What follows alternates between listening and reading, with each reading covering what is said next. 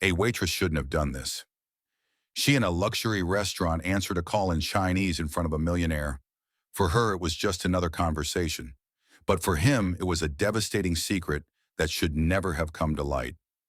The next day, something unthinkable happened. Unthinkable. The clatter of silverware against fine china filled the elegant dining room of Seattle's newest five-star restaurant. There are stories you hear and stories that haunt you. This is one of the latter. It began on a rainy Thursday evening, the kind where the sky drooped low over the city like it was mourning something you hadn't lost yet. In a quiet corner of Seattle's financial district tucked between glass towers that swallowed sunlight, there was a restaurant known as Voluto. High-end, reservations months in advance, silver flatware that clinked like whispers. It was the kind of place where fortunes were toasted and secrets were spilled into $300 bottles of wine. And it was here under the chandelier light and low jazz hum that something small happened. So small, it might have been missed. A waitress answered a phone call in Mandarin. That was all, but by the next day she was fired. Gone. Just like that. No warning. No explanation. And the man who saw it happen, the man sitting at table 12 slicing into a steak cooked just right, was a billionaire. A man who didn't like to be noticed. A man who very much noticed when others noticed too much. Her name was Lena Chen. At the time, she was just another face in black polyester and sensible shoes pouring still water and forcing smiles through 12-hour shifts.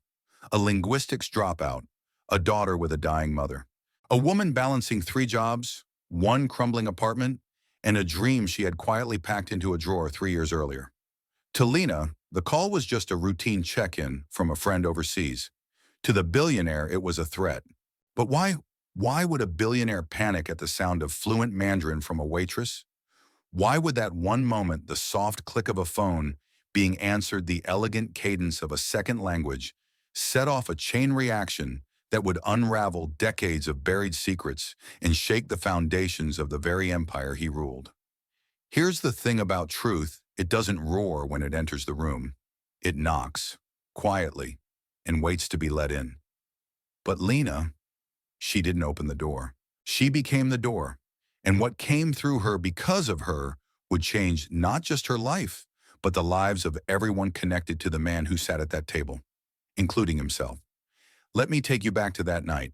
Voluto wasn't just a restaurant, it was a stage. A perfectly curated performance of luxury precision and invisibility. Staff were trained not just in etiquette, but in silence. No names, no eye contact unless spoken to. No I or me, only sir and ma'am. The kind of place where power felt like perfume in the air. You didn't see it, but you knew it was there. Lena had been working the dinner shift since 4 p.m. Her feet ached. Her head throbbed. Her mother's medication had tripled in price that week, and the landlord had left another orange warning on the apartment door. She was exhausted but disciplined.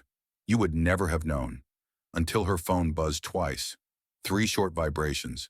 The code she and her friend Emily used to flag urgent-only calls. Lena stepped behind the wine rack partition, away from the main dining floor, and answered with a hushed, "Wei." The Mandarin came smooth and crisp, clear as mountain air, unmistakable. A voice panicked, rushed through the line, asking questions about licensing contracts, patents, and deadlines. Lena blinked. "Excuse me," she whispered. "I think you have the wrong person." But when she turned around, napkins still tucked into her apron pocket, she saw them. 3 people at table 12, frozen mid-chew, eyes locked on her, the billionaire, his polished fiancée, and a silent man in a tailored suit holding a leather portfolio with trembling fingers. All 3 had heard her, but it wasn't what she said. It was that she understood what was being said. That was enough. And by the next morning, she was gone. No shifts scheduled, no calls returned. Just erased. Why? Because what Lena heard was more than accidental. It was a thread. And when you pull the right thread, no matter how small, you don't just unravel the sleeve. You rip open the entire coat. This story is not about a waitress. It's not even about a billionaire. It's about what happens when a person who was never meant to matter matters more than anyone could predict. It's about surveillance in plain sight, about family ties wrapped in false names, about how corporations erase guilt with contracts, and how one woman armed only with language memory and fierce love for her mother brought it all down. piece by piece, word by word. You're going to hear about the documents, the lies, the inheritance no one wanted, the truths that were paid to be forgotten, but not by her. Because Lena Chen, yes, the same woman who was told she was just a waitress, was about to become the most dangerous person in the room. She just didn't know it yet. So if you're sitting comfortably, let me invite you to step closer. Not just to listen, but to remember. Because this story, it doesn't ask for your attention. It demands it. And when it's over, you'll never look at a restaurant server, a missed call, or a quiet woman standing alone with a tray the same way again. Now, before we dive deeper into Lena's journey, do me one quick favor. If stories like this move you, make you feel something, or spark questions you didn't expect, please consider subscribing to this channel. Your support keeps this kind of storytelling alive. And trust me, you won't want to miss where this is heading. And now for those of you who've been paying close attention, let's test your instincts. Question: why do you think Lena was fired after that call? A. She accidentally intercepted a conversation involving classified corporate secrets. B. Her language skills revealed a connection the billionaire wanted buried. Drop your answer in the comments, A or B. Let's see who's picking up the signals early. Because in the world we're about to step into, every word counts. The morning after the call was unusually still, as if the city itself was holding its breath. Lena Chen stood outside Veludo, her black apron folded in her hands, a knot in her stomach tighter than any she'd ever known. The sky was clear, too clear, unseasonably bright for Seattle. The air carried a strange hush, not the peaceful kind, but the kind that comes after something has been removed. Quiet, too quiet. Her name was no longer on the shift schedule. Her locker was empty. The general manager, who usually avoided eye contact, met her with a tight smile that didn't reach his eyes. "We're making some adjustments," he had said, like he was adjusting a tablecloth, not someone's livelihood. No explanation, no warning, just a message: disappear. And Lena did what she'd always done when the world pushed. She walked away with her head high, her jaw locked, her eyes dry. But inside, something had cracked, something that wouldn't heal with time. Because this wasn't just about a job. This was about control, about being made invisible again just when she had dared to speak, dared to exist in more than one language, dared to be noticed. As she stepped out into the sunlight, her phone buzzed again. Same number, country code +186. She didn't answer, but she didn't delete it either.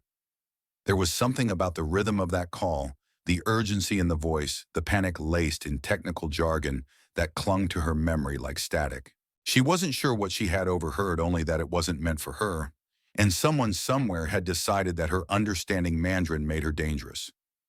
Lena wasn't used to being dangerous, but that word stayed with her. It buzzed in her chest as she walked to the bus stop, the city roaring around her in waves of tire screeches, bus brakes, and murmurs of sidewalk conversation.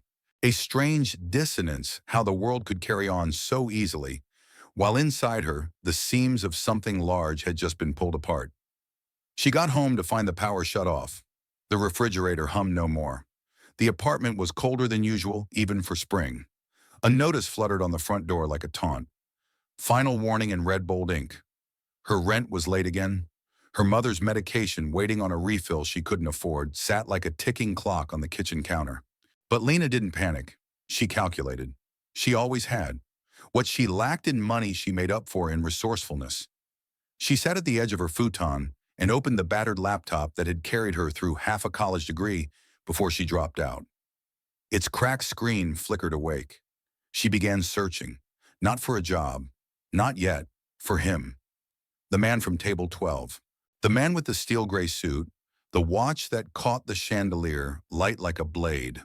The one whose silence had weighed more than words. He'd been called Mr. Caldwell. She remembered because the sommelier had whispered it when serving the wine. The Chateau Margaux 2005 for Mr. Caldwell. It wasn't much, but it was enough. Caldwell, Seattle, finance, Mandarin. Search results bloomed across the screen, line after line, like a trail of breadcrumbs. There he was, Nathaniel Caldwell, CEO of Caldwell Vantage Capital, net worth estimated $6.2 billion, known for aggressive takeovers, private technology ventures, and an infamous reputation for disappearing opposition before they even knew they were enemies. Lena felt something twist deep in her gut. He wasn't just rich. He was powerful in the way that rewrote rules, in the way that made people vanish, not with violence, but with paperwork. She looked at the image in the article. It was him. Same eyes, same air of distance, the look of someone trained not to see others but to measure them. Why had he noticed her? Why had one phone call, one moment of Mandarin shattered her entire existence? As Lena clicked through links, one caught her eye. A press release from 6 months prior. Caldwell Vantage had quietly invested in a Chinese semiconductor company, Xinyan Systems, through a blind trust. And there, buried in footnotes and regulatory filings, was something she almost missed: patent dispute currently under review. That's when she remembered the voice on the phone, the words she hadn't understood in the moment, but could now recall with near-perfect clarity. Terms like licensing clauses, prototype, leak, unauthorized, reproduction deadline breach. And it hit her like cold water. She hadn't just overheard a business call. She had overheard a corporate emergency. And in that emergency, Caldwell's name, or his company's name, might have been mentioned. She wasn't sure, but he was. He had looked at her like a man staring down the barrel of a loaded question. She wasn't supposed to understand.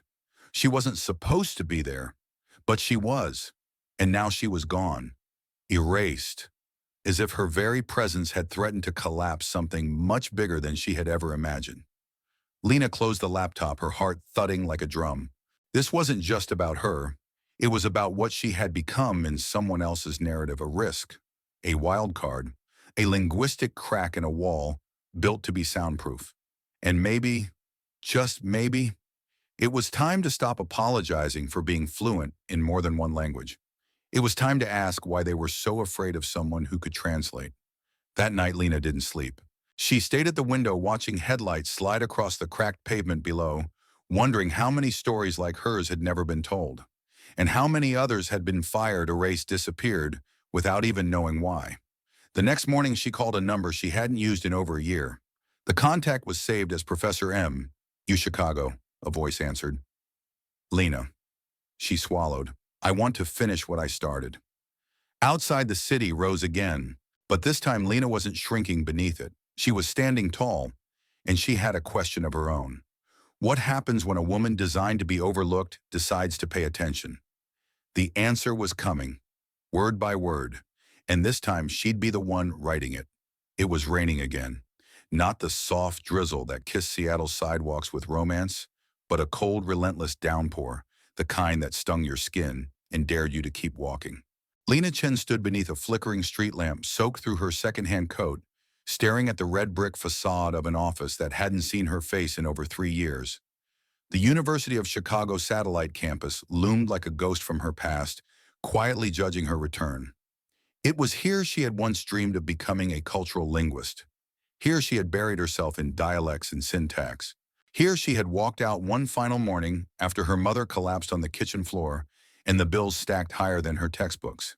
She had disappeared, but now she was back. Not as a student, as a question. The door creaked as she entered the small academic building. Her shoes squeaked on the polished linoleum, squeak squeak, an unintentional declaration of her presence. The hall smelled of old paper and chalk dust, and somewhere in the distance the hum of a copy machine whirred like a restless memory. Professor Margot Halberd's office was at the end of the corridor, behind a door marked simply Room 304. Lena paused. Her heart thudded like a drum in her throat. She hadn't seen Margot since she withdrew from school. There had been no goodbye, no explanation, only a vanishing act. She raised her hand and knocked 3 times. Sharp, hesitant, necessary. The door opened and there she was. Margot Halberd hadn't changed much. Hair grayer, perhaps, glasses resting further down her nose. But her eyes, those sharp, intelligent eyes, were the same. The kind that saw too much and said too little. Lena, she said, voice barely more than a breath. Is it really you? I need your help. No small talk, no polite detour, just the truth, raw and unvarnished, like Lena had always delivered it in her essays. Margot didn't ask why. She simply stepped aside and motioned her in. Inside the office, shelves bowed under the weight of academic journals. Coffee-stained papers and annotated books covered every surface. It smelled of bergamot, tea, and warm paper. a sanctuary for thinkers. Margot poured 2 mugs without asking, handing one to Lena, who accepted it like a peace offering. They sat in silence, the clock on the wall ticking steadily, tick, tick, tick, like a metronome syncing to the pace of what Lena was about to say. I think I overheard something, Lena began. Something big, something I wasn't supposed to understand. She told her everything. Not about the call itself, that part remained blurry, wrapped in too many unknowns, but about Caldwell, about the firing, about the sense of being watched even in her own silence. Margot listened, hands folded, eyes never leaving her former student's face. When Lena finally exhaled, drained and dry, the professor leaned back. Do you remember, she said slowly, your final thesis proposal? Lena blinked. The one on language as a vessel for power. You argued that whoever controls the language controls the narrative. You said interpretation wasn't just academic, it was political. Lena had forgotten those words, but they came back now like an echo from the version of herself she had been forced to bury. I still believe that, she whispered. Then you already know, Margot replied, why you're a threat. The silence that followed wasn't empty. It was full, heavy, alive. Because in that moment, Lena understood something she hadn't before. This wasn't just about Mandarin. It wasn't even about the phone call. It was about what language unlocks. The moment she spoke those words aloud in that restaurant, she had crossed an invisible line, one that divided the quiet servers from the powerful served. She had become visible, and visibility in the wrong moment is fatal. Margot pulled a folder from her desk. I want you to meet someone. He's not a professor. He's not even in academia, but he used to work for a nonprofit in D.C. that tracked corporate misconduct in emerging markets. Before he vanished. Lena raised an eyebrow. Vanished, disappeared from public records. No LinkedIn, no academic journals. But I still have a number. She slid the paper across the desk. A name was scrawled on it. Daniel Ruiz. And beneath it, a phone number with no area code. Lena tucked it into her coat pocket without speaking. Outside, the rain had lightened. The gray sky peeled open just slightly like a curtain before the show. She left the office with one parting glance at the place where she had once wanted to build a career in studying voices. Now she was hunting the ones that had been silenced. Back in her apartment, she boiled tea, sat by the window, and dialed the number. 1 ring, 2, 3. Click, a voice answered. Low, measured, alert. This is Daniel. Lena hesitated. My name is Lena Chen. Professor Halberd said you might be able to help me understand why someone like me would be considered dangerous to a billionaire like Nathaniel Caldwell. Silence, then a laugh. Quiet, disbelieving. You heard something you weren't meant to, and worse, you understood it. That makes you the most dangerous person in the room, Lena. Welcome to the gray. The space between whistleblower and target, between translator and witness, between silence and fire. As she hung up, Lena didn't feel afraid. She felt clarity, like something had finally clicked into place. And outside, beneath the city's trembling skyline, a storm gathered, not of weather, but of consequence. The wind whispered along the windows like breath against glass. Lena didn't flinch. She reached for her notebook, and she began to write. Not a confession, not a plea, but a map. Because someone had tried to erase her, and now she was going to draw herself back in, line by line, until the whole world could read her story. The door creaked open, and Lena stepped inside the dim, windowless workspace beneath a nondescript warehouse in Tacoma. The space smelled of solder and plastic electronics cooked low and slow, like secrets melting into wire. There were no windows, just flickering monitors and the soft hum of servers whispering to each other in digital tongues. Daniel Ruiz turned from his computer, the pale blue glow casting sharp shadows across his angular face. He didn't smile, but his eyes acknowledged her presence. Curious, cautious, as though Lena were both a guest and a loaded question. You came, he said, voice low, like an old vinyl spinning on its last groove. I don't have a choice, Lena replied, stepping further in. And you don't seem surprised. I don't believe in coincidences anymore. His fingers danced across the keyboard, click, click, click, summoning files, code news feeds. Lena sat across from him, placing her bag on the floor like she was laying down armor. Daniel pulled up a grainy satellite image, a private compound just outside of Shenzhen. Corporate headquarters camouflaged as a research lab. That call you answered, he said, came from here. The signal was bounced through 4 dummy nodes, but I traced the origin. Lena leaned in. Why would they call me? They didn't mean to. That's what makes it dangerous. He turned to face her. Let me ask you something. When you were on that call, did they mention the term Phase 3 licensing transfer? She paused. Yes. It sounded like they thought I was someone else. They kept asking if the signature had been sent. Daniel exhaled slowly, like releasing pressure from a sealed pipe. Then you heard the trigger. Lena furrowed her brow. Trigger, Daniel nodded. That phrase, Phase 3 licensing transfer. It's not just business jargon. It's code embedded in the contract agreement between Caldwell Vantage Capital and Xinyan Systems. That phrase isn't supposed to be said out loud unless the system's already greenlit. If you heard it, it means something happened early. Too early. The word early hung in the air like static. Lena's pulse quickened. So what does that mean for Caldwell? Daniel gave her a hard look. It means if you understood the call and someone knows you did, then you're holding the match that could light up a billion-dollar lie. She swallowed. I was just working a dinner shift. Daniel's expression softened for a moment, something like sympathy or perhaps recognition. That's how it always starts, with someone who wasn't supposed to be listening, and someone else who didn't believe they could understand. He turned back to his monitor and opened a series of audio files. What you overheard, he said, is part of a much larger operation. Caldwell's company isn't just investing in tech.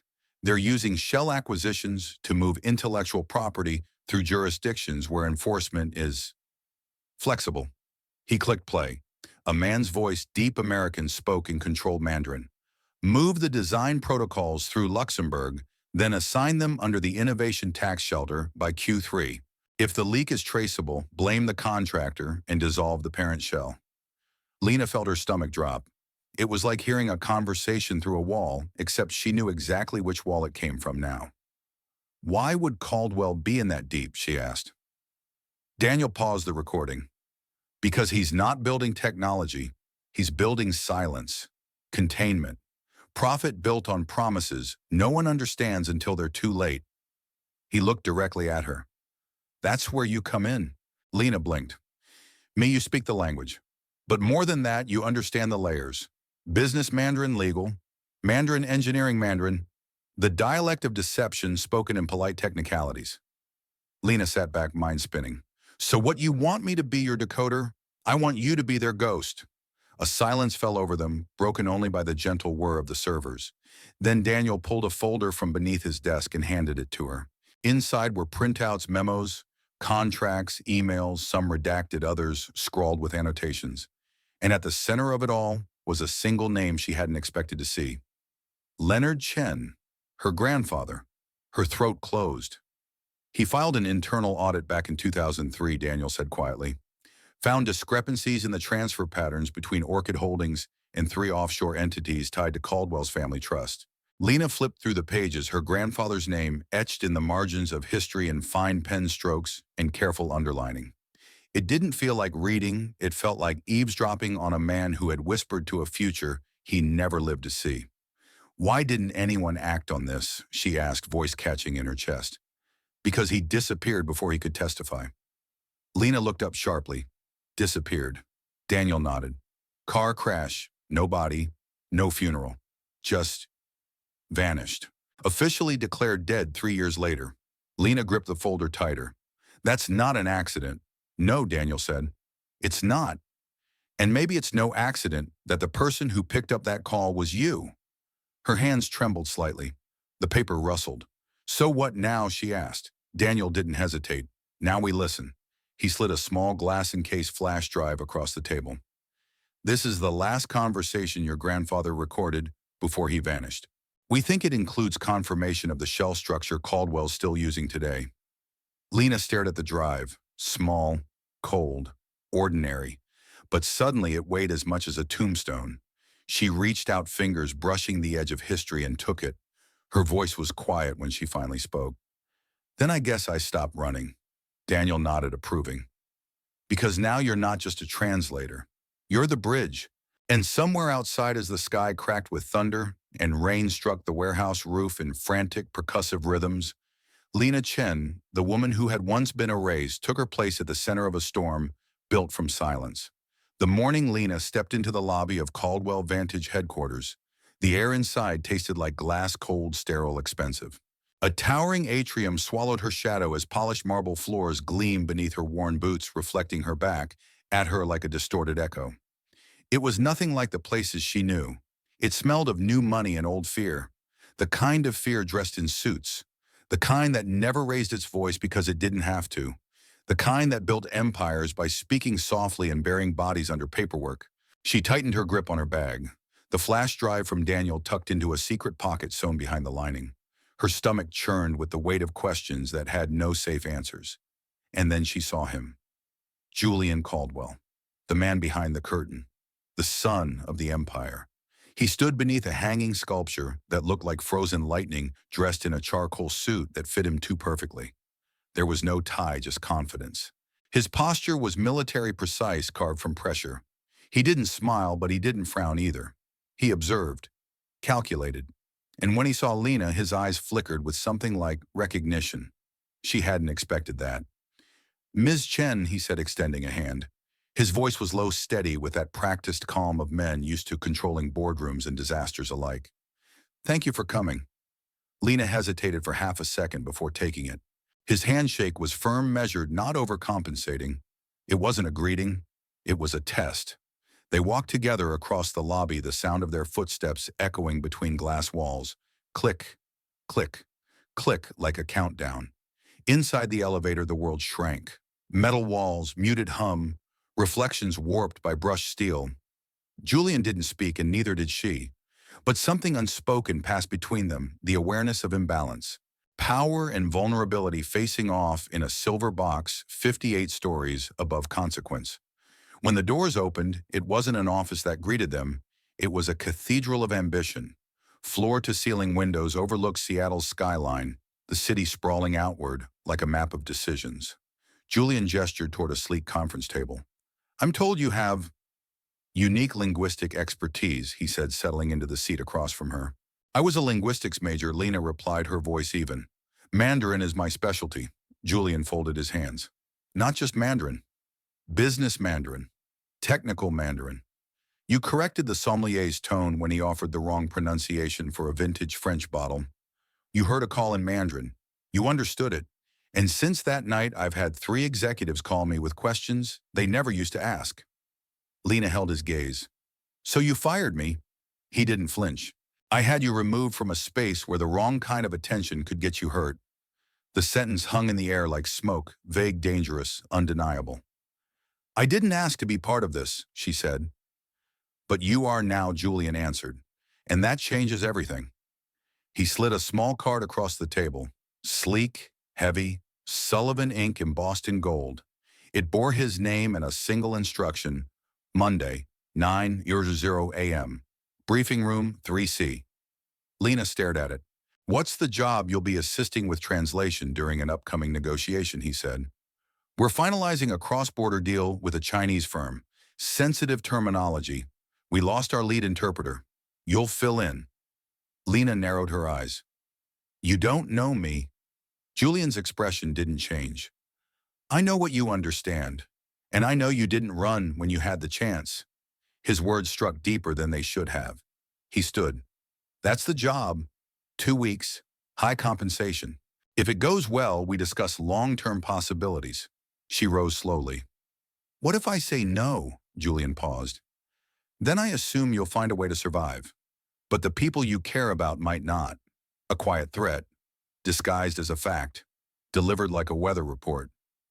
Lena left without responding. The lobby seemed colder on the way out, her reflection in the marble less certain.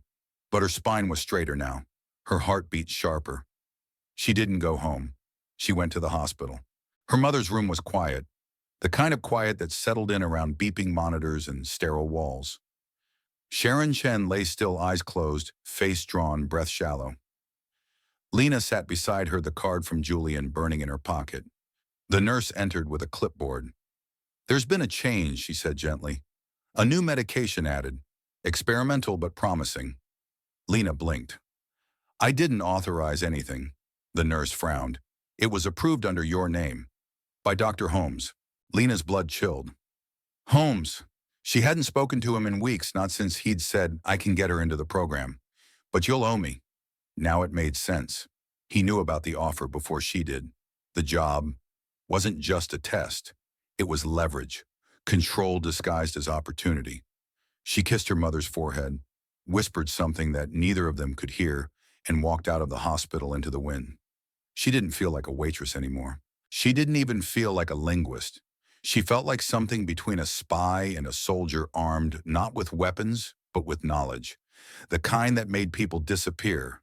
And somewhere behind her, a system ancient, gleaming, hungry, creaked into motion, unaware that the girl it had tried to swallow had decided to climb inside and burn it from within. Lena stood on the 42nd floor of the Sullivan Inc. Tower, staring out at the blurred skyline of Seattle, the city stretching like an oil painting smeared by gray rain. Her hands gripped the edge of a thick binder translation, documents filled with unfamiliar acronyms and dense technical jargon that felt like a foreign dialect, even in a language she spoke fluently. Behind her, the room buzzed softly with fluorescent lights and the distant hum of servers. Everything here moved quietly, deliberately, like secrets on tiptoe. It had been 3 days since she accepted Julian Caldwell's offer, and she hadn't stopped moving since. Not because the job demanded it, but because stillness would have meant thinking, and thinking led to questions she wasn't ready to answer. About her mother, about Caldwell, about what it meant to be useful to people who traded influence the way others traded currency. A knock came at the door, sharp and precise. She turned expecting Julian, but it was someone else, a man with gentler features, sun-warmed hair, and a smile that didn't feel rehearsed. He wore the same navy suit everyone else did, but it hung a little looser, like he didn't quite belong in it. You must be Lena, he said, stepping into the room without waiting for permission. I'm Eric Caldwell, Julian's younger brother, technically head of communications, unofficially the family disappointment. Lena raised an eyebrow, unsure how to respond. He extended a hand. You look like you haven't blinked in 2 hours. Thought I'd check in before your brain melts. She allowed herself the ghost of a smile. I was starting to forget what daylight looked like. Common side effect of working here. We all become nocturnal eventually. Eric leaned against the wall beside the window, his gaze following hers out toward the slate-colored sky. I read your file, he said after a pause. You're overqualified for this job. Lena blinked. I didn't submit a file. Julian did. Background check, academic records, language aptitude, the usual invasion of privacy. The knot in her stomach tightened. Eric seemed to notice. I'm not here to scare you. I'm here because I think you're the only person in this building who's not pretending. Lena didn't answer, but her silence wasn't refusal. It was curiosity. Most people here speak in circles, he continued. You speak straight lines. That makes you dangerous, Lena. She tilted her head. Why would you warn me? Because I know what it's like to realize the ground beneath you isn't solid, that the people you trust might be building their empire on lies. His voice had a quiet gravity to it, like he was speaking from a wound that hadn't fully scarred. Why are you still here then? Lena asked. Because if I leave, the ones rewriting history win. And maybe I still believe in what this company could be if someone had the courage to say what's broken out loud. A beat passed between them. Then Eric straightened, pulling a thin USB from his jacket pocket. There's a file, buried in our archives. Something Julian doesn't want seen. A report drafted by our previous head of compliance, someone who vanished after suggesting that several of our shell partnerships in Asia might be laundering IP. He set the USB gently on the table like it was made of glass. This is a breadcrumb, not proof, but if you're going to be in those meetings with the Leon group, you'll want to know what you're walking into. Lena stared at the drive, her fingers twitching. Why me? Because you're not on anyone's side yet, and that means you can still choose one. Then, without waiting for thanks or permission, Eric walked out. The door clicked shut behind him with a thunk, and the silence it left behind felt louder than his voice. Lena turned back to the binder, but the words had blurred. Instead, her gaze fell on the USB. So small, so quiet, like a whisper waiting to be translated. That night in her tiny apartment, Lena sat at her desk and plugged the drive into her laptop. The folder opened instantly, no encryption, no password. Inside, a single document, 48 pages. Title Internal Review Shell Entity Risk Assessment Xinyan Licensing Chain. Her breath caught as she read the shape of the company's deception unfolded like a tightly folded letter lines of transactional language revealing how patents were rebranded, shuffled and sold across subsidiaries with names like Golden Loop Holdings and Arcturus IP. All legal, all impenetrably complex. But between the lines, Lena saw the truth. It was a laundering operation dressed in corporate syntax. Innovation was the mask. Theft was the heartbeat. And Julian Caldwell was at the center of it. At the end of the document, a final note. If this report leaks, the merger is dead. Protect the interpreter access points. Remove, if necessary, interpreter access points. The weight of that realization crushed the breath from her lungs. She wasn't here by accident. She wasn't even here because of what she heard. She was here because of what she might say, or worse, what she might refuse to. The walls of her apartment felt suddenly too thin. The rain outside sounded more like static than water. And somewhere deep in the city, Lena could feel it, the quiet shifting of gears, in a machine she never asked to be part of. But now she wasn't just inside it. She was the fulcrum, the pressure point, the one person who could understand both sides and choose which one to betray. She closed the laptop. In the reflection of the black screen, her face stared back, not as a waitress or a dropout or a translator, but as a threat. Tomorrow she would walk into a room full of men who thought they knew how to use her. But they had made a mistake. They taught her the language, and now she was writing her own lines. The glass doors of the Leon Group headquarters in Beijing whispered open like secrets letting themselves be heard. Lena stepped into the lobby, and for a moment she felt suspended in a different dimension, one made of stone and silence of tradition and precision. Polished black floors reflected every movement like a mirror into an alternate self, and the air hummed faintly with the scent of sandalwood and static. She wasn't alone. Julian Caldwell walked beside her, his posture perfect, his face unreadable. Behind them, two assistants flanked the team like well-tailored shadows. Their presence said nothing, but their stillness was a kind of language measured constant, the quiet of people who only spoke when summoned. Lena wore a tailored gray dress that Eric had helped her choose the night before. It wasn't new. It wasn't even hers. But it fit. And more importantly, it made her invisible in the way powerful people needed her to be refined, professional, forgettable. She carried no briefcase, no folder. Her job wasn't to bring information. It was to be the conduit of it. A man approached them with the grace of someone accustomed to both wealth and war. Mr. Zhao, deputy of Leon Group's corporate affairs, bowed slightly and extended a hand to Julian. His Mandarin was crisp, elegant, flowing like the calligraphy etched on the lobby's far wall. Julian responded, eyes flicking to Lena for confirmation. She translated without pause, shaping Mandarin into English. And back again, her tone soft, but precise, like brushing dust off ancient stone. Zhao's gaze lingered on her, curious. Your interpreter, he said in Mandarin, speaks like someone who was born between dialects. Has she studied in Guangdong? Lena smiled politely and responded before Julian could. I studied in Nanjing, but my accent is shaped by something older, my grandfather. Zhao's expression flickered for a moment. Interest, or was it recognition? Then perhaps, he said smoothly, you will understand more than most. They were led to a private meeting room high above the city where windows stretched from floor to sky, and the fog outside turned everything into muted silhouettes. The table was long and lacquered, adorned with delicate ceramic teacups and notepads printed with golden dragons in the margins. The men began to speak.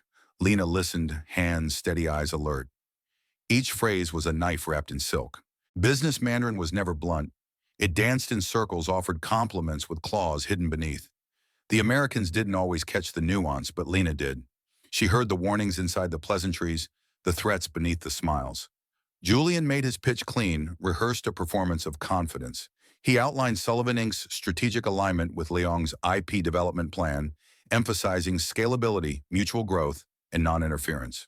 Words like synergy and compliance floated through the air like incense, harmless on the surface. But the room shifted when Zhao responded. We've reviewed the technical diagrams your team provided, he said in Mandarin, placing a file gently in front of him. And we have one concern: your yield projection metrics don't match our internal benchmarks.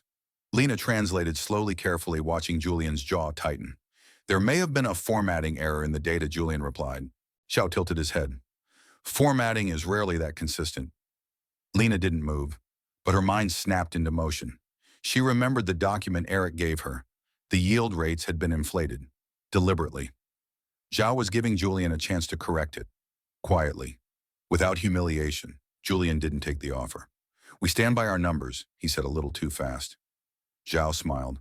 It was the kind of smile that knew things. Lena turned the words back into Mandarin, even though she knew Zhao already understood the English. The conversation shifted the tone, lightening artificially as they moved to less dangerous topics. But the tension stayed coiled under the table like a wire pulled too tight. When the meeting ended, Zhao thanked Lena directly. Your grandfather, he said, was a good man. His name was spoken with respect in the old forms. Lena's breath caught. Did you know him? Zhao's gaze turned inward, remembering. I knew of him. He wrote about ethics when no one dared to, and paid the price. He bowed slightly. Do not let their story bury yours. And with that, he turned and left. In the car back to the hotel, Lena sat in silence beside Julian. The city passed by in ghostly reflections, shadows of temples beside skyscrapers, monks crossing streets with earbuds, in the old and the new locked in endless negotiation. You didn't correct me, Julian said quietly, when Zhao brought up the yield discrepancies. I was translating, Lena replied, not editing. Julian nodded, jaw tight. But you knew, he said. Lena didn't answer. He turned to her, then eyes searching hers, not like a CEO, but like a man trying to see whether the building beneath him was made of stone or sand. What side are you on, Lena? The question wasn't a test. It was a surrender.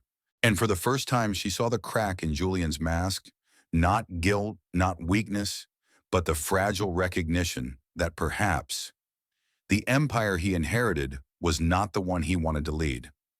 I'm on the side that tells the truth, she said finally, even if no one listens. Julian looked away. The silence stretched, and then he murmured as if to himself, then maybe we're already on the same side. That night, Lena stood on the hotel balcony, watching Beijing flicker beneath her. Somewhere inside, data packets moved through servers. Messages whispered through encrypted channels, and men in suits discussed how much silence could be bought with the right figure. But she remembered Zhao's words. Do not let their story bury yours. And she wouldn't. Not now. Because truth wasn't always loud. Sometimes it arrived like breath on glass. Slow, warm, and impossible to ignore. Rain lashed the windows of the Beijing hotel, threading like veins across the glass. Beyond it, the city pulsed in streaks of red and gold, a web of motion and illusion. Lena stood barefoot on the cold tile floor, her hands wrapped around a lukewarm teacup she hadn't touched in over an hour. Her reflection stared back at her, a silhouette caught between the neon of the future and the shadow of everything she thought she knew. Inside the suite, the silence was too deliberate. Julian was in the adjoining room, speaking in hushed tones with someone on a secure line. Words filtered through the wall like smoke fragments of strategy, urgency, doubt. But Lena's thoughts were elsewhere. The meeting with Zhao had opened a door she hadn't been ready to walk through. Not because of the numbers or the politics, but because of the name, her grandfather's name, spoken by a man who had no reason to lie. He wrote about ethics when no one dared to, and paid the price. The weight of legacy sat on her chest like stone. She reached into her bag and retrieved the old photo she'd kept folded for years. Her mother had given it to her on her 17th birthday, a black and white snapshot of a young man in a collared shirt standing beside a bicycle in what looked like a school courtyard. Leonard Chen, her grandfather, the man who vanished before she ever learned to say his name in full Mandarin. Zhao knew him, and Zhao worked for the company Julian was desperate to impress. That wasn't coincidence. The thought made her pulse quicken, and a sick familiarity settled in her gut. She moved to the desk, flipped open her laptop, and typed a single name into a secure search line Daniel had given her. Leonard Chen. Old audit reports appeared, a PDF from a 2004 compliance hearing, an archived article from a now-defunct business ethics blog, and one classified memo unlabeled, no date, no author. She clicked it. Inside, a conversation transcript. Voice 1 marked LC, Voice 2 unmarked. LC, the routing paths through Orchid are not accidents, they're structured. Voice 2, You've made assumptions, dangerous ones. LC, I've made discoveries. Facts don't disappear just because someone fears them. Voice 2, then you understand the consequence. LC, I understand more than you think. The file ended there, but that final line sat like glass in her throat. The door behind her creaked soft as breath, and she turned. Julian stood there, phone in hand, shoulders taut. They've moved up the timeline, he said. The final signatures are expected in 72 hours. She didn't respond. Instead, she held out the photo of her grandfather. Zhao knew him. Julian's eyes darkened. I know, he said, voice lowered. He told me. Off the record. Lena watched his face for Tell's flinches, false sympathy, that subtle tightening of the jaw that meant evasion. But what she saw wasn't denial. It was something like guilt. He tried to warn people, she said. He left breadcrumbs enough for someone to follow. And you followed them, Julian murmured. That's why you're in this room. That's why we found you when we did. Lena's heart stuttered. What do you mean, found me? Julian sighed and stepped closer, lowering himself into the chair across from her. We knew about your grandfather's report years ago. It was buried, yes, but only because the people it named held too much power to expose. My father included. He rubbed his temple. But when your name came up in the call logs after the restaurant, I asked for a background check. I didn't expect to find bloodlines tied to old scandals. Her voice was razor thin. So you brought me in. At first, yes, to control the damage, to see if you knew more than you let on. And now Julian hesitated. Now I believe you're the only person who might save this company from itself. Lena's laugh was hollow. You want me to save it?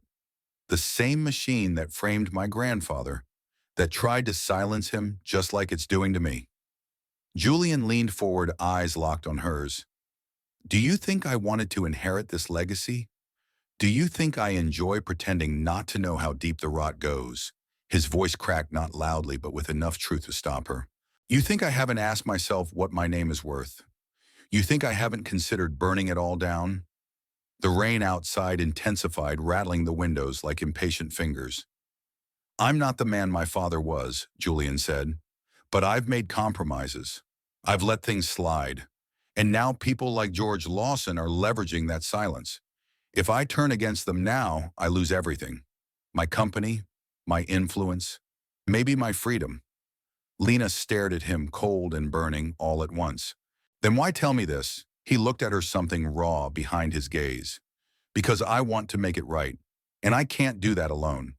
I need someone who knows both languages, the corporate speak and the human cost.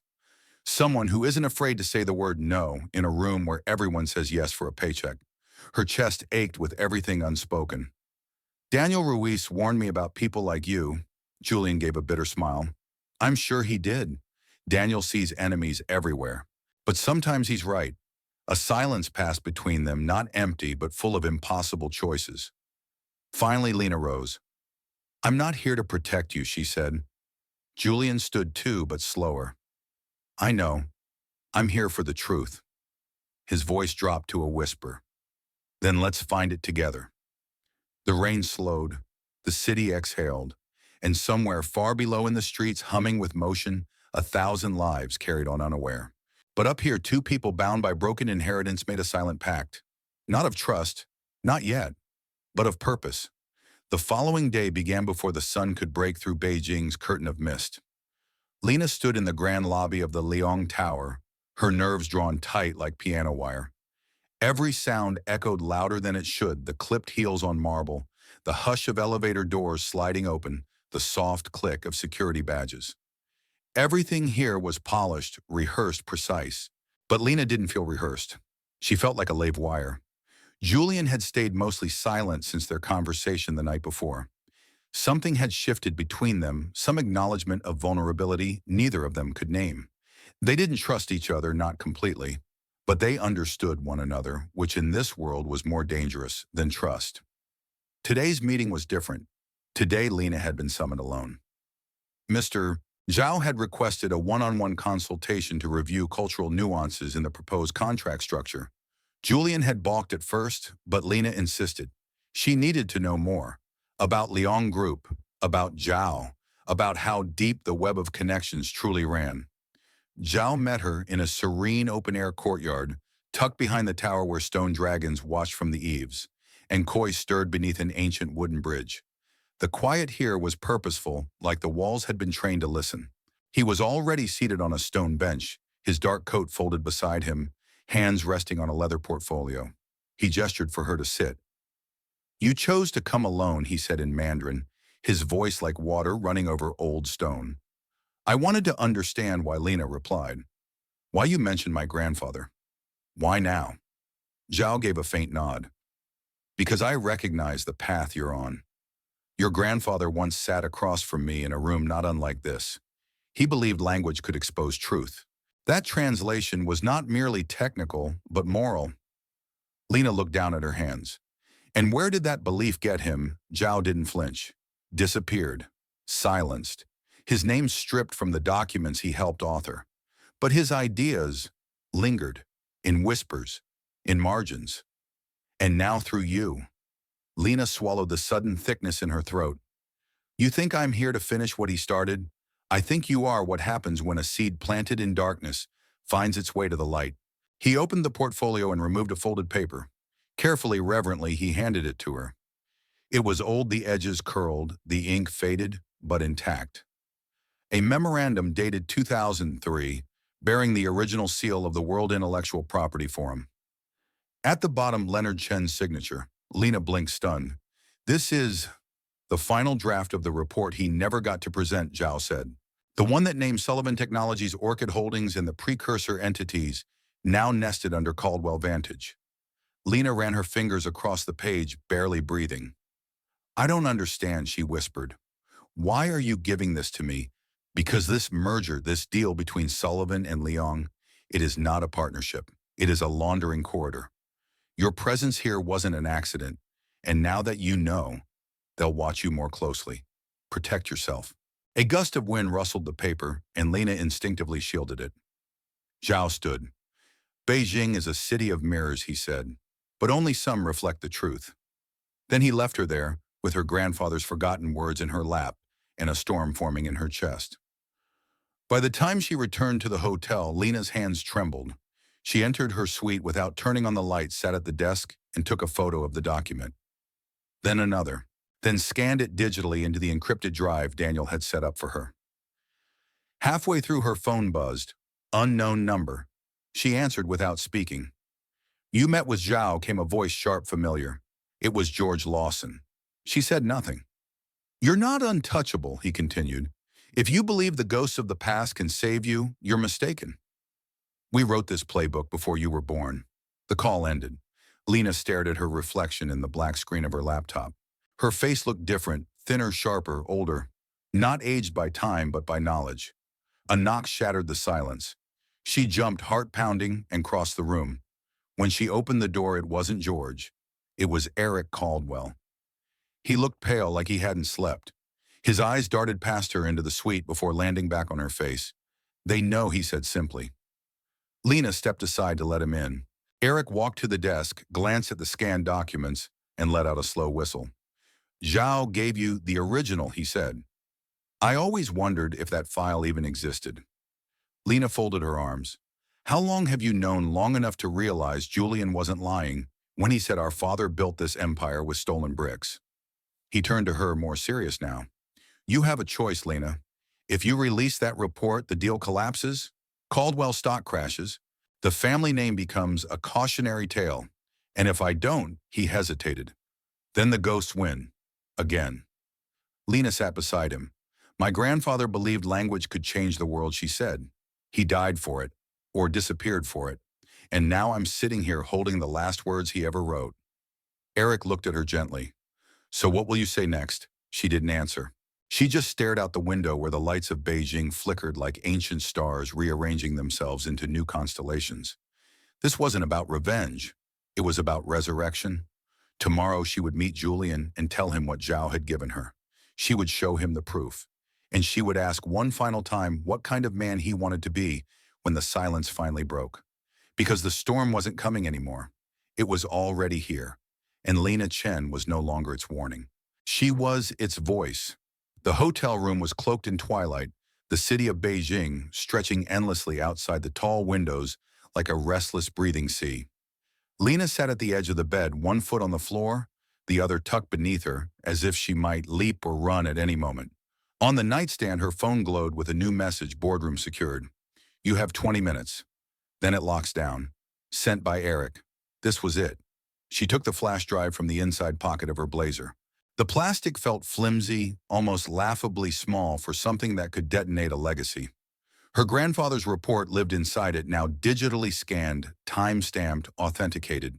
A truth buried for 20 years, pulsing like a buried heart. Julian was already waiting in the boardroom when she arrived.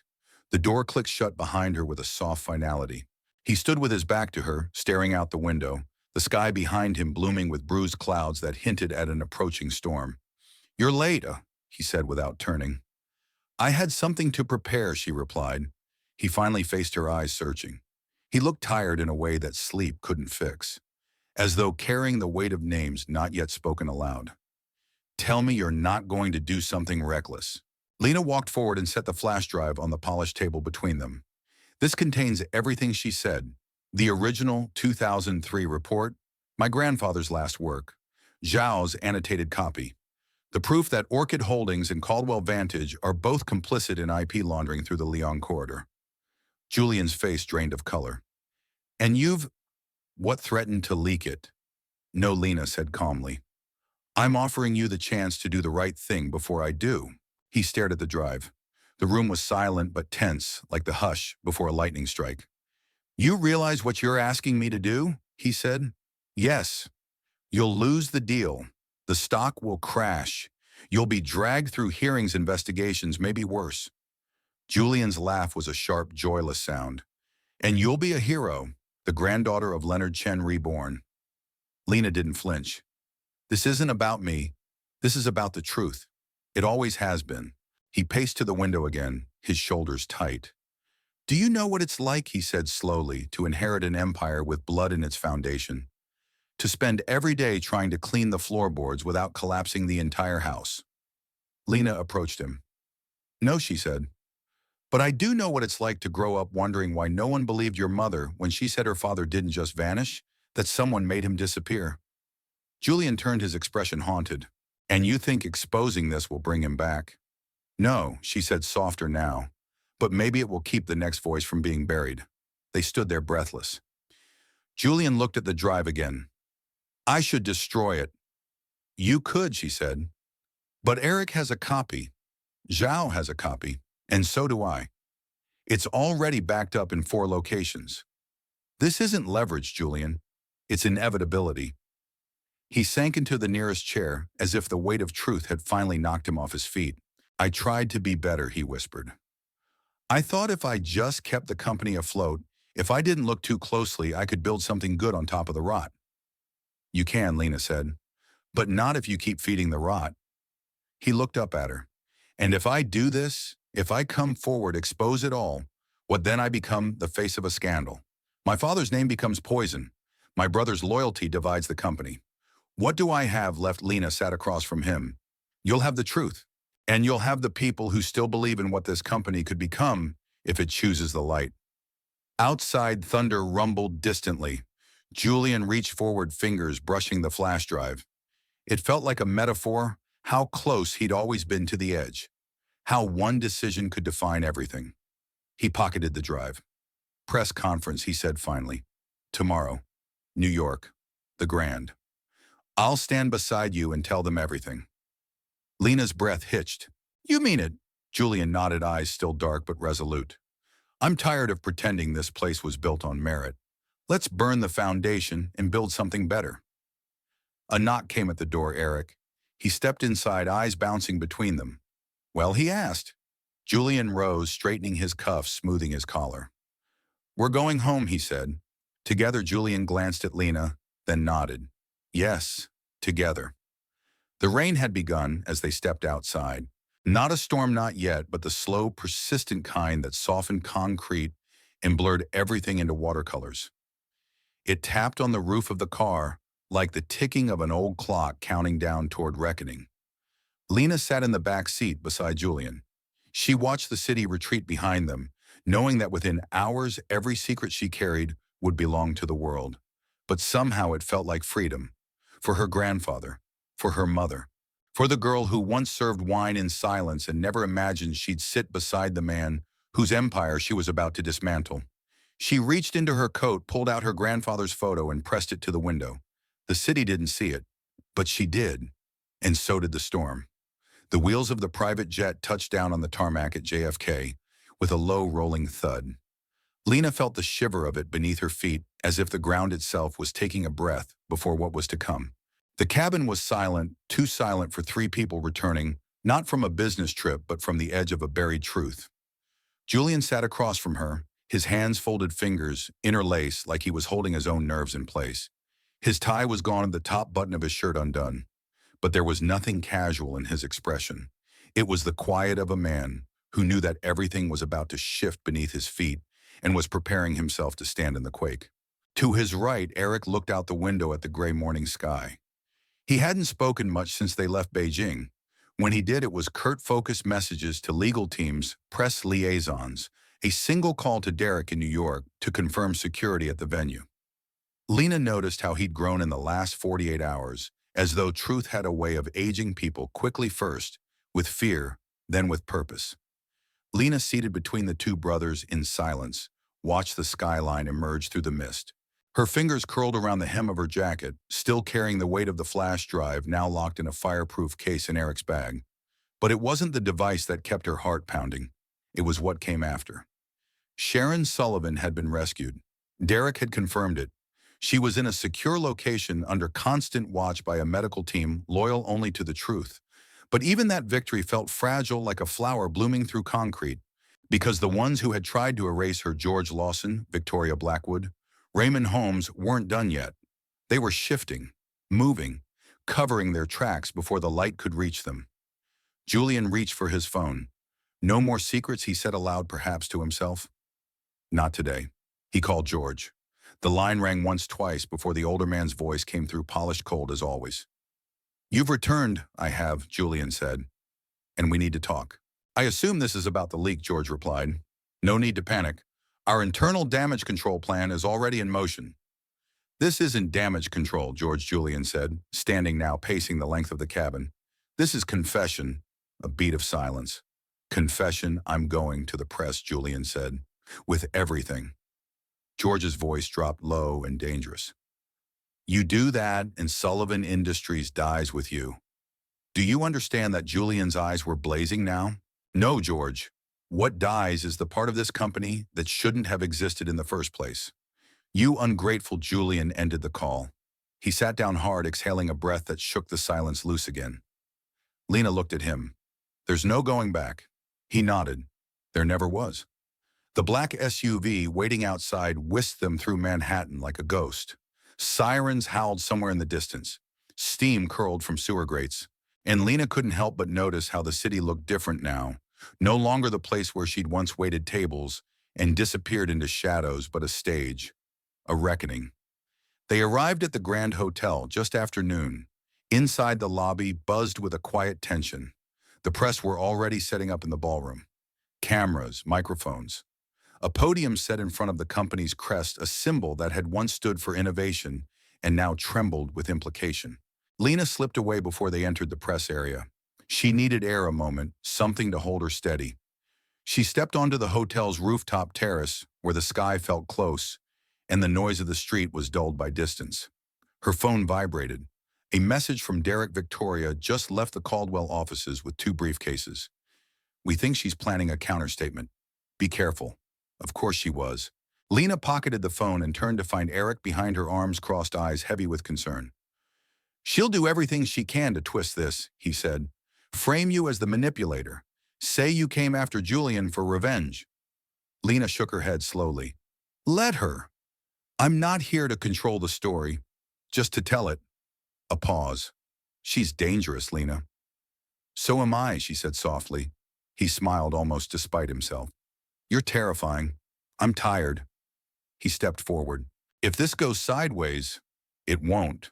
But if it does," he said, "I'll stand between you and whatever comes next." She met his gaze. "You already have." Back downstairs, Julian stood at the side of the ballroom, staring out at the empty chairs and press kits. In a few hours, every one of them would be filled with reporters, cameras rolling. Lena stood beside him. "Are you ready?" she asked. "No," he said. "But that doesn't matter anymore." She nodded. "They'll come for you." "I know." Hard. Julian looked at her, and for the first time she saw something that hadn't been there before. Peace. Then let them. Behind them the lights flickered on. The stage waited. The truth was ready to speak, and this time it would not whisper. The ballroom of the Grand Hotel had never known silence quite like this. Hundreds of journalists sat with pens, poised cameras blinking red like watchful eyes. Outside, the streets of Manhattan pulsed with ordinary chaos, taxis honking, wind-rattling scaffolding, but inside the air was glass-thin and ready to shatter. Lena stood at the edge of the room, just behind the stage curtains, her breath shallow heartbeat pounding like a drum inside a cathedral. She could feel the weight of her grandfather's report in the inside pocket of her jacket, the weight of history, truth and blood, folded between layers of quiet courage. Julian stood at the podium. For a moment he just looked at them, at the rows of expectant eyes, the lenses, the quiet murmur of whispers slowing into silence. And then he spoke. "My name is Julian Caldwell," he said. "I am the CEO of Caldwell Vantage, formerly Sullivan Technologies. And I am here today not as a businessman, but as the son of a legacy I can no longer defend." Lena watched from the wings, her fingers clutching the curtain so tightly her knuckles ached. This company, Julian continued, was built on innovation, or so we told the world. What we rarely said was that some of that innovation was stolen, some of it purchased through silence, and some of it hidden in the names of those who were never meant to be remembered. Gas moved through the room like wind through tall grass. He didn't pause. "My father, Kenneth Caldwell, in partnership with George Lawson, Richard Blackwood, and Raymond Holmes, orchestrated a decades-long network of fraudulent shell companies that laundered intellectual property and medical research through offshore pipelines. This wasn't negligence, it was architecture. And it was buried under corporate restructuring and public relations until not even I knew how deep the rot ran." Click, click, click. The sound of camera shutters filled the space between his words. I knew of irregularities. I chose not to ask questions. I rationalized silence as responsibility. I believed, like many sons of powerful men do, that I could fix things quietly, gradually, without breaking the illusion. Julian looked down for a moment, then back up, his voice clear. "But silence isn't integrity. An illusion is not truth." Lena felt something inside her break open. A kind of dam she hadn't realized was still holding back the flood. "This morning," Julian said, "with the help of Eric Caldwell, Derek Sullivan, and Lena Chen, I reviewed the original report filed by Leonard Chen in 2003, a report that identified and detailed these illegal channels, a report that was suppressed. Mr. Chen disappeared shortly after its creation. I cannot prove the cause of his disappearance, but I can no longer pretend it was a coincidence." He gestured toward the side of the stage. Lena stepped forward. The lights hit her like heat. She walked to the podium and stood beside Julian. The sound of her footsteps on the polished floor felt deafening in her ears, but her voice, when it came, was steady. "My name is Lena Chen. I am a translator, a daughter and the granddaughter of Leonard Chen." She looked out at the crowd. For a split second, she saw her past self clearing plates in dimly lit restaurants, invisible. And now here she was, standing in front of a nation's curiosity, with nothing but the truth and a trembling heart. "My grandfather believed language could uncover lies. That translation wasn't about switching words, but about carrying meaning. He tried to reveal a truth that cost him his job, his home, and eventually, his life." She paused, blinking against the sting in her eyes. "I found his work. I followed the trail he left behind, and I am here to finish what he started." She pulled the flash drive from her pocket and handed it to a federal agent seated in the front row. "It contains the original files, unedited, with signatures, offshore routing numbers, legal drafts." No one breathed. Behind her, Julian stepped forward again. "We are cooperating fully with federal investigators. We are dissolving all corporate partnerships connected to this fraud. And we are establishing a fund named after Sharon Sullivan and Leonard Chen to provide restitution and support for the families impacted by these actions. And then, as if rehearsed, the lights dimmed slightly and a screen lowered. A single photo appeared: Leonard Chen, younger, smiling, standing beside a chalkboard covered in Mandarin characters and patent codes. Not a businessman, not a criminal, just a man who believed truth was worth something. Lena turned away, unable to look. Applause did not follow. It wasn't that kind of moment. It was quieter than applause, heavier, a pause so deep it felt like mourning. And maybe it was, for the lives that had been lost, for the years that had been stolen, for the truth that had waited so long in silence. Outside, the city went on: sirens, buses, street vendors, shouting in the wind. But inside the Grand Hotel, history turned a page. Lena stepped off the stage. Julian followed. In the hallway behind the ballroom, Eric waited, holding 2 glasses of water. He handed one to Lena. "You did it," he said. Lena didn't smile. "Not yet." "We started it," she said. "Now comes the hard part." They stood in silence for a while, watching as the press began to stir behind them, reporters breaking into smaller groups, voices rising again. Then finally Julian spoke, voice hoarse. "They'll come after us." Lena looked at him. "Then let them." He nodded. And this time she saw it: not just peace, but resolve. The kind that doesn't break when the wind changes. The kind that stands. The aftermath was not immediate. It never is. Truth doesn't ripple, it detonates. And when it does, the silence that follows is not peace, but pause. A holding of collective breath before the debris begins to fall. 3 days after the press conference, Lena walked through the quiet corridors of the Sullivan Foundation's temporary office in Tribeca. The sun filtered through tall windows, casting long, warm shadows over newly assembled desks and unopened boxes marked with names: Chen Sullivan Ethics Review. A name had become a movement. A confession had become a promise. But the city hadn't exhaled yet. Outside, newspapers still ran headlines in bold black letters: Truth Betrayal, Legacy, the Caldwell Collapse. News anchors debated ethics, investors panicked, and social media churned with every fragment of the story, twisting it into shapes it was never meant to hold. Some called Lena a hero, others a traitor. Some whispered she was a ghost come back for revenge. And some, still the most dangerous, suggested she was just another pawn used by Julian to shift blame. Lena didn't read the comments anymore. Instead, she found refuge in motion. Purpose. The quiet shuffling of papers, the reassembling of purpose from chaos.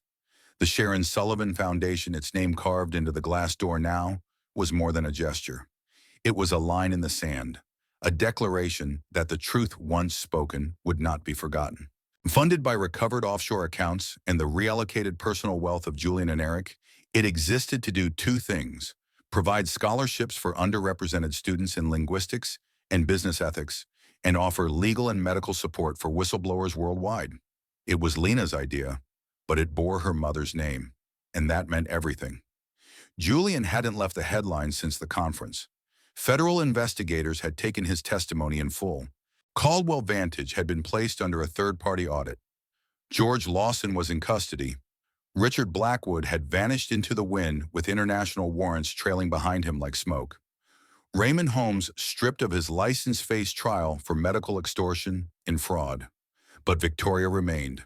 The night before, Lena had received an envelope slipped under her door. No name, no return address. Inside was a single photo. Victoria walking through a gated private estate in Zurich, a suitcase in one hand and a satchel tucked tightly under her arm. She was moving her empire again. Lena knew what that meant. Victoria wasn't done. She was adapting, like fire finding new oxygen. The thought unsettled her more than she liked to admit. Across the room, Eric entered quietly, holding 2 cups of coffee, steam curling like questions between them. "Did you sleep?" he asked, offering one. Lena took it, wrapping her fingers around the heat. "Some." He gave her a sideways glance. "Liar." She didn't argue. He sat beside her. His tie loosened the dark circles beneath his eyes, speaking the same truth. "We have a visitor," he said after a moment. "Someone you might want to see." Before she could ask, the door opened, and in walked Derek Sullivan. He looked older now, maybe not in years, but in bearing. His posture had changed, no longer the restless energy of a man chasing shadows, but the quiet weight of someone who had found them. I have news, he said, and his voice carried the gravity of it. Lena stood. Victoria Derrick nodded. Interpol flagged her charter last night. She was trying to move documents from a private archive in Monaco. The same documents your grandfather referenced in his final report about the biotech arm of Caldwell's shadow subsidiaries. He handed Lena a folder. Inside were scans, grainy but legible. Ledger entries, code names, transactional trails that linked to the last untouched corner of the operation. She's trying to protect something, he said, or destroy it before we can. Lena looked up. Then we need to get there first. Eric frowned. Interpol's watching her. If we push too hard, she'll vanish again. We need leverage. We don't need leverage, Lena said. We need the truth. Again. There was silence. And then Eric leaned forward. Then let's finish what your grandfather started. Lena nodded. The room felt different, now alive, like the air had thickened with momentum. Later that night, alone in the apartment once belonging to her mother, Lena stood at the window, looking down over the city. Her reflection caught faintly in the glass, part ghost, part girl, part woman, who had climbed through silence to find her voice. She pulled out her phone, opened a blank note. At the top, she typed, "To the next whistleblower." And then she began to write not a report, not a speech, but a letter.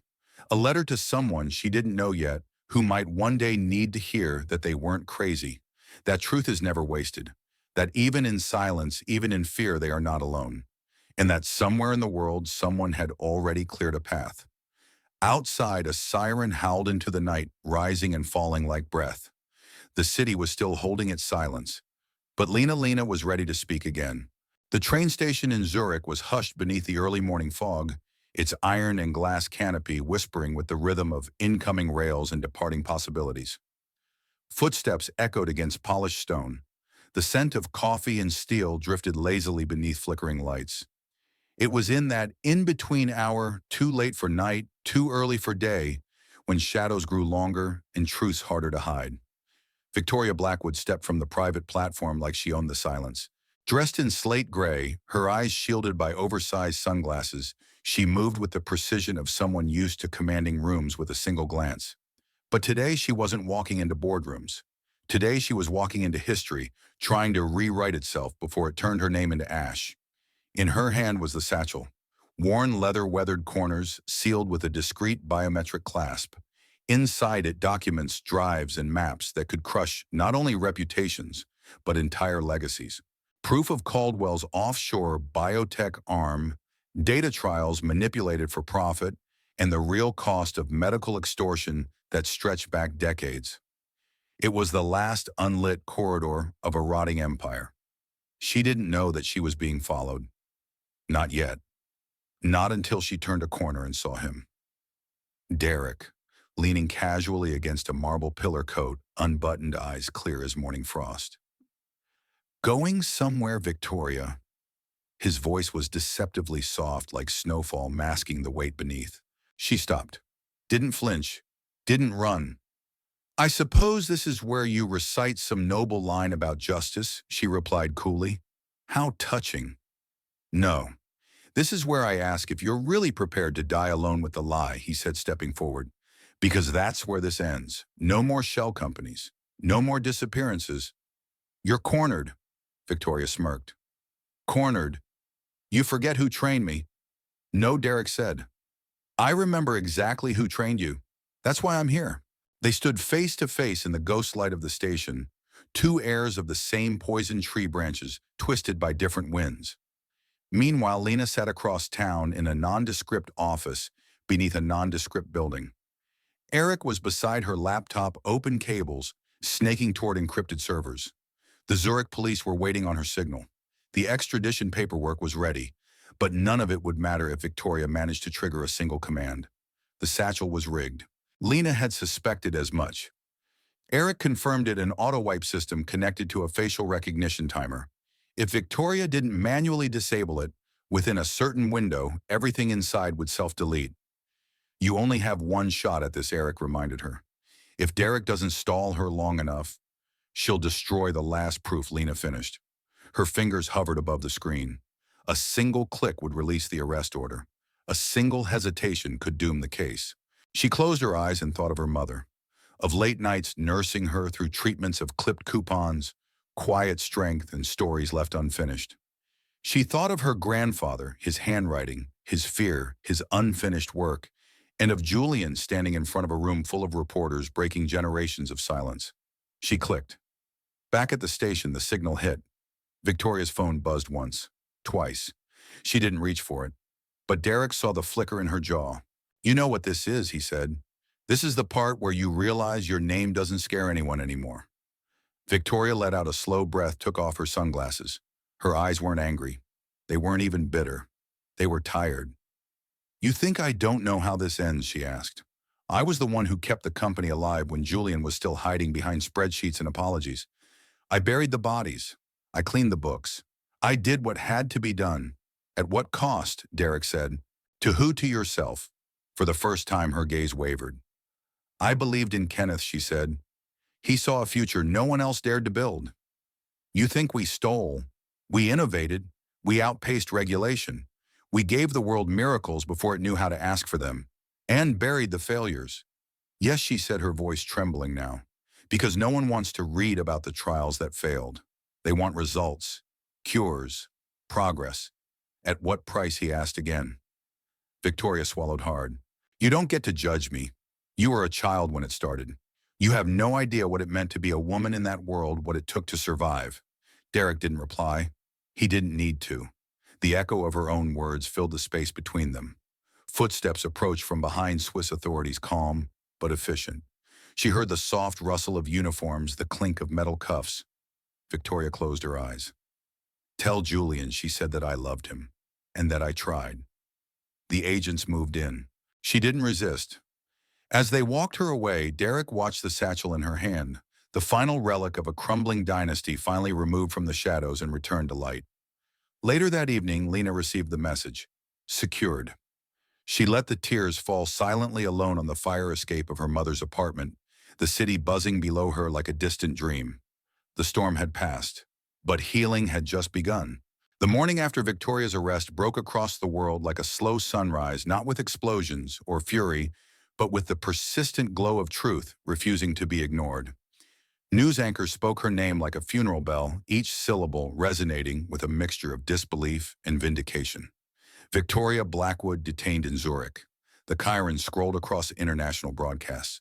Her face, once synonymous with power and grace, now framed in the unforgiving gray of surveillance footage and flashing headlines. She had not fled. She had not denied. But the damage was done too deep, too long, buried to be softened by remorse. In New York, Lena stood before the engraved doors of the newly renovated Sullivan Foundation. The morning was crisp, the kind that hinted at spring's slow arrival. She pressed her palm to the glass, took a breath, and pushed forward. Inside, the air was different, warmer, filled with the quiet hum of renewal. Volunteers organized boxes of books, translated documents, digitized archives once hidden or redacted. There were students in the library now, first-generation scholars in language studies and ethics programs, funded by the legacy of a woman who had once been dismissed as merely a mother, merely a number in a scandal. Sharon Sullivan's name now graced scholarships and lecture halls. Lena walked through the space with reverence. This building wasn't made of brick and wood.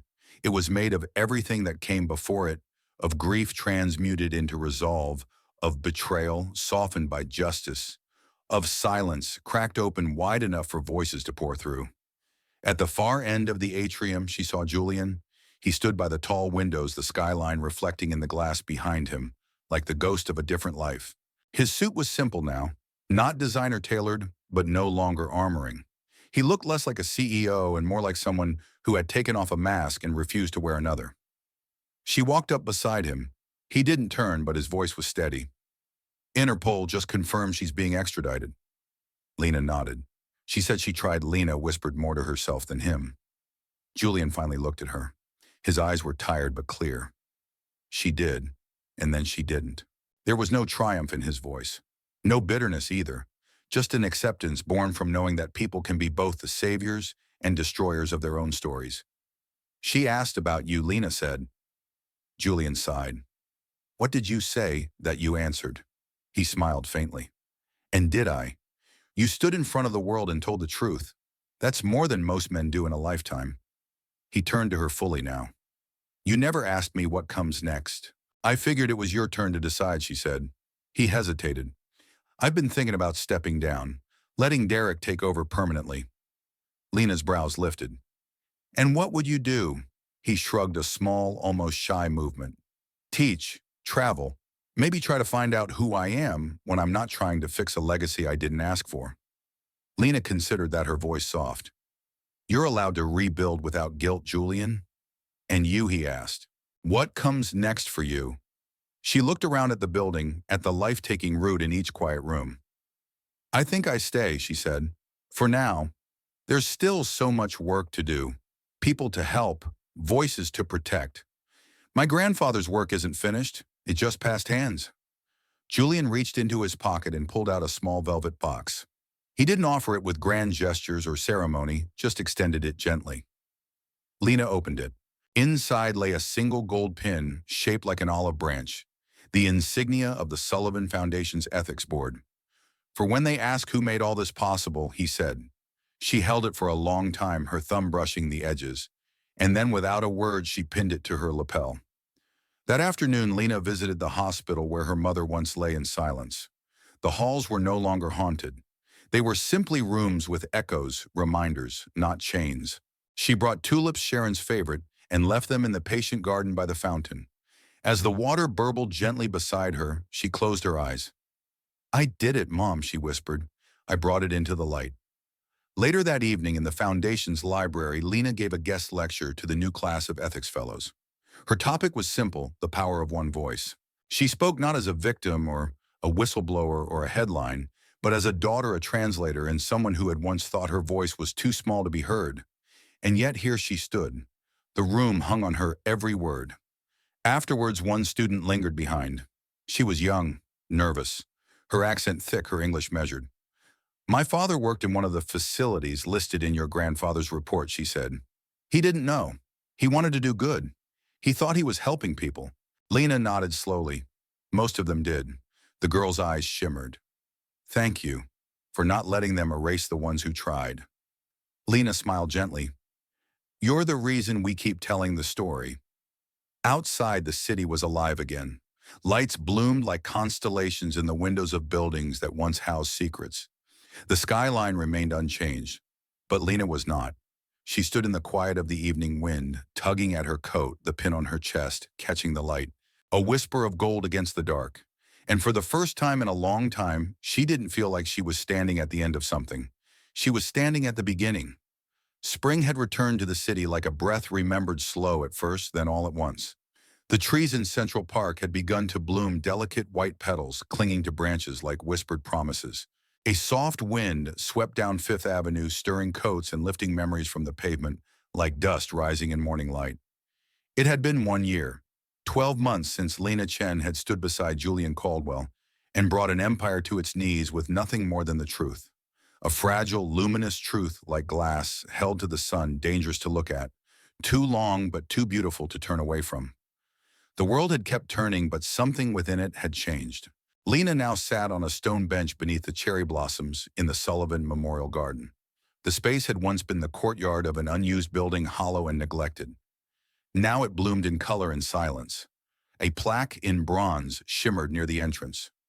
For those who spoke when silence was safer, for those who stayed when leaving was easier, and for those who believed the truth would find its way. She ran her fingers over the engraved words, feeling each groove like a heartbeat, remembering the cost behind every letter. Across the garden, Derek Sullivan was helping a group of students set up chairs for the afternoon remembrance event. He waved at her. She smiled. The event would be small, quiet, no cameras, just stories and names. That was enough. Julian arrived not long after, dressed simply, his tie askew, in a way that would have horrified the man he used to be. He sat beside her without a word, handing her a folded piece of paper. The final audit, he said softly. The last shell company dissolved. All assets redirected. Lena unfolded it. Numbers, signatures, legal confirmations. Justice not as a headline, but as a series of meticulous checkmarks. And beneath it all, the final line written in Julian's careful hand, in memory of Sharon and Leonard. Lena folded the paper back and nodded. I visited her yesterday, she said after a long moment. The headstone was covered in petals, tulips and dogwood. It looked like she was resting under a sky made of flowers. Julian's voice was rough. She would have liked that. They sat in silence for a while, letting the garden speak. Eventually, Lena rose and made her way to the podium at the far end of the courtyard. A small group had gathered students, former employees, journalists, who had covered the story from beginning to end. Derek stood nearby, his posture relaxed but attentive. Eric sat with a laptop on his knees, broadcasting the event privately to survivors and whistleblowers around the world. Lena cleared her throat. When this garden was just an idea, we asked ourselves what justice looks like when the noise fades. When the headlines are gone, when the villains have been named and the systems exposed. We didn't know then. We were just trying to survive it. She looked up at the sky. It was that kind of blue that made everything else feel quiet. But now I think I do know, she said, her voice steady. Justice isn't loud. It doesn't always come with courtroom gavel strikes or dramatic revelations. Sometimes it looks like a young student translating a report no one else could read. Sometimes it looks like a tired man facing the legacy of his own father and choosing to tell the truth anyway. She glanced at Julian, at Derek, then at the younger faces in the crowd. Sometimes justice is simply the choice to begin again. A hush settled over the courtyard. After the ceremony, a small reception was held in the foundation atrium. Light spilled in through the tall windows. Coffee cups clinked gently against saucers. Conversations moved with reverence, not sorrow. In one corner, Julian approached Lena with a hesitant smile. I wanted to tell you something, he said. What is it? He held up a sealed envelope. It's from Victoria. Sent through her attorney. She asked me to deliver it to you when the time felt right. Lena hesitated, then opened it. Inside was a single photograph, Lena's mother Sharon, smiling beside a much younger Victoria, in a corporate lounge, arms around each other, both laughing. On the back, Victoria had written in slanted ink, she was the only one who ever told me I could be more than their shadow. I'm sorry I didn't listen until it was too late. Lena stared at it for a long time. Sometimes remorse arrived like smoke, too late to stop the fire, but enough to show there was once something worth saving. That night, Lena returned to her apartment. She stepped onto the fire escape wrapped in a light sweater, the city lights dancing below. She pulled out her notebook, the same one she had carried through Beijing, Zurich, and every courtroom since.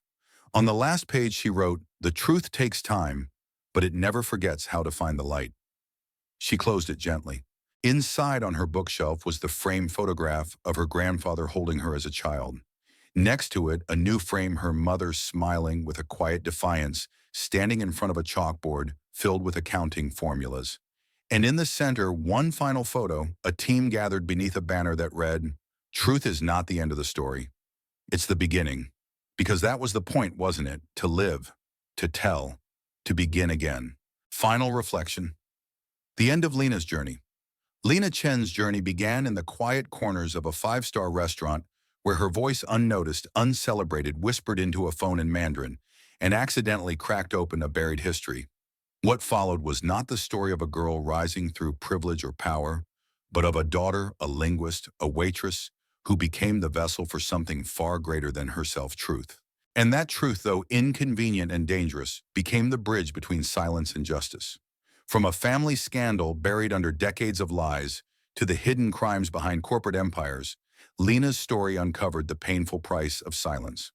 Her mother Sharon had carried a false guilt to protect her child. Her father, presumed dead, lived in exile for 2 decades to safeguard the evidence. And Julian Caldwell, born into legacy and power, had to choose between protecting the name on the building or honoring the truth in his heart. It was a collision of generations of morality and ambition, of fear and courage. In the end, justice didn't come in a thunderous courtroom victory. It came through choices. The choice to tell the truth, the choice to protect the vulnerable, the choice to build something new from the ashes of what was lost. But perhaps the most powerful moment was not the press conference or the arrests. It was Lena standing in front of a class of students, whispering the most honest truth of all, that even the smallest voice matters. That staying silent is not always safer. That beginnings often wear the disguise of endings. So what do we take from Lena's story? We live in a world where it's easier to scroll past injustice than to stop and name it. Where speaking up feels dangerous and silence often feels like survival. But this story reminds us that change begins not with power, but with principle. That the moment you choose integrity over comfort, you become the light in someone else's darkness. Apply this lesson today. Speak truth even when it trembles. Defend those whose voices are dismissed. Choose ethics even when it costs you something. You may never find yourself at the center of a billion-dollar corporate collapse, but you will face crossroads every day. What you choose at those intersections defines more than your life. It defines the world you live in. Here's a quick question for you. If you discovered that someone you love was falsely accused and uncovering the truth meant exposing a powerful person or company, would you A, stay silent to protect yourself from the consequences? B, risk everything to clear their name? Comment your answer below with A or B. I'd love to see what path you would choose. Also, what do you think about Lena's journey? Did it move you? Did it challenge you to think about silence, legacy, or truth in a new way? Please share your thoughts in the comments so others can be inspired by your perspective. And if you found this story meaningful, hit the subscribe button to support the channel. Your support helps us create more real, powerful stories about quiet kindness, delayed justice, and the extraordinary in the ordinary. Thank you for watching. Let's keep uncovering the light together.